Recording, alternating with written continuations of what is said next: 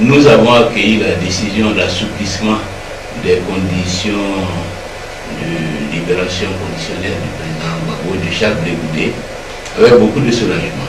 C'est une décision qui était attendue par les Ivoiriens depuis plusieurs années. Et nous espérons qu'avec cette décision, Charles Blé Goudé et le président Laurent Gbagbo pourront nous retrouver ici en Côte d'Ivoire dans les plus brefs délais. D'accord.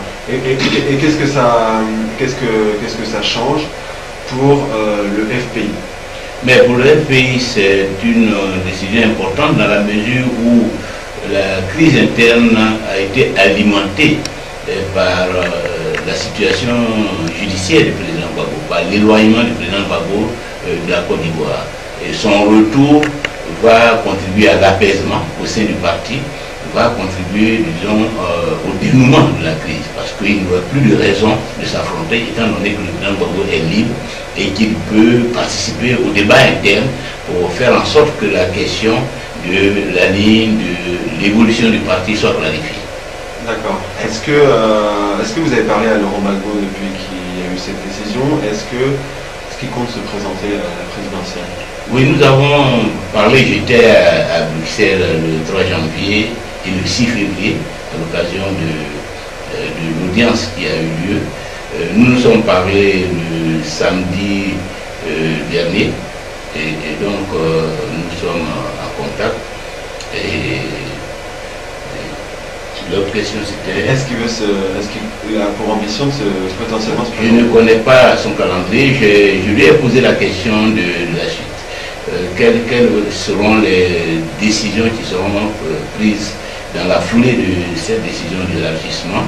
Il m'a indiqué que son avocat était en train d'étudier de façon minutieuse la décision de la Cour, que c'est en fonction donc des échanges qu'il va avoir avec son avocat qu'il saura exactement dans quelle direction s'orienter. Mais personnellement, je pense qu'au stade actuel, la première des choses, c'est de demander à rentrer en Côte d'Ivoire à partir du moment où la Cour n'est plus opposée, la CPI n'est plus opposée au déplacement dans les 123 pays signataires du traité de Rome. La première des choses, et celle qui me paraît logique, ce serait de demander à rentrer en Côte d'Ivoire. Parce que c'est ici que les Ivoiriens l'attendent, c'est son pays, et s'il est libre de se déplacer, il n'y a pas de raison qu'il reste à Bruxelles. Maintenant, évidemment, il appartiendra de faire en sorte qu'avec les autorités en place, les modalités de son retour, les conditions de retour, sa sécurité, à la fois physique et judiciaire, soient préservées. Et ça, c'est le domaine de la politique. Est-ce que vous êtes en contact avec les autorités? Est-ce que vous pensez que les autorités peuvent accepter un retour de Laurent Gbagbo avant la présidentielle? Mais c'est à nous de le réclamer et de prendre les dispositions, d'engager les actions auprès des autorités pour rendre cela possible. Ça ne va pas tomber du ciel, hein, et ça ne peut pas se faire dans la confrontation.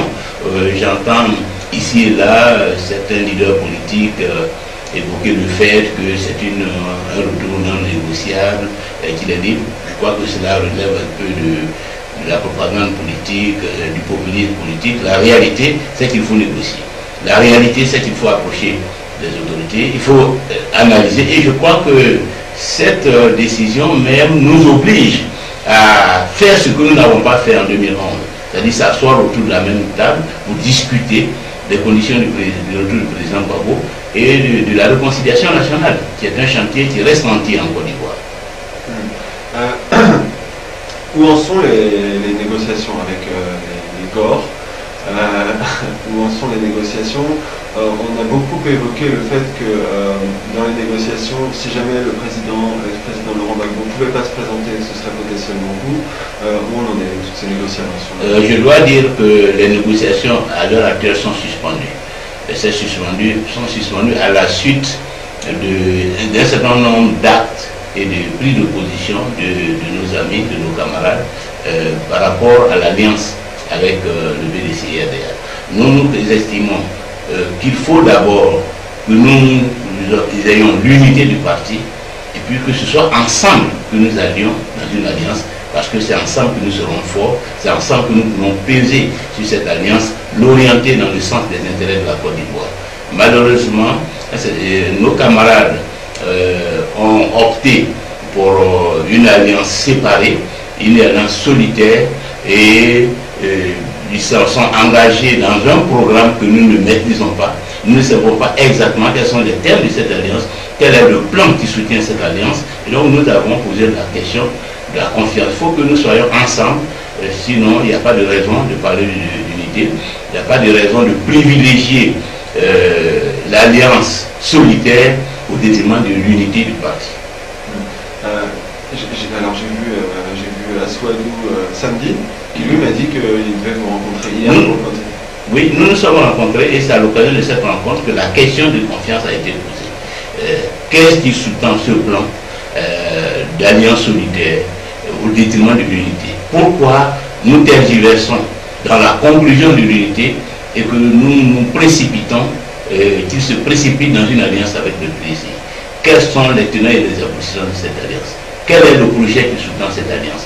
Tant que nous ne sommes pas situés, tant que nous ne savons pas dans quel plan, dans quel programme nos amis veulent entraîner le parti, nous devons freiner, nous devons d'abord clarifier cette question et puis nous restons disponibles pour continuer. Pour nous, l'unité d'abord.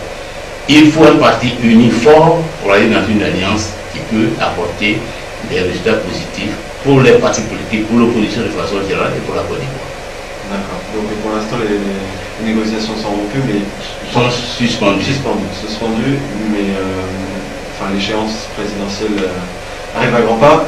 Oui, évidemment. Pendant ce temps, nous travaillons à préparer l'élection, puisque nous serons dans tous les cas aux élections. Nous voulons l'unité pour être plus fort, mais dans tous les cas, nous serons aux élections. Avec ou sans unité, nous serons aux élections. Parce que ce qui est fondamental, c'est d'abord le projet politique, c'est la candidature. Et nous pensons que sur ce terrain, nous avons une candidature sérieuse, un projet politique suffisamment pertinent. Et donc, il faut un parti plus fort pour avoir une capacité de mobilisation sur le terrain. Mais s'il n'y a pas d'alliance, cela nous demandera davantage de travail sur le terrain. Mais dans tous les cas, c'est notre projet et notre candidat qui seront déterminants dans le choix des Ivoiriens. D'accord, donc en quelque sorte, vous dites au GOR, soit vous êtes avec nous, soit nous on y va tout seul. C'est ça. Soit on est ensemble et puis on va ensemble, sinon on va tout seul. Et on se donnera les moyens pour réussir ce que nous aurons pu réussir ensemble.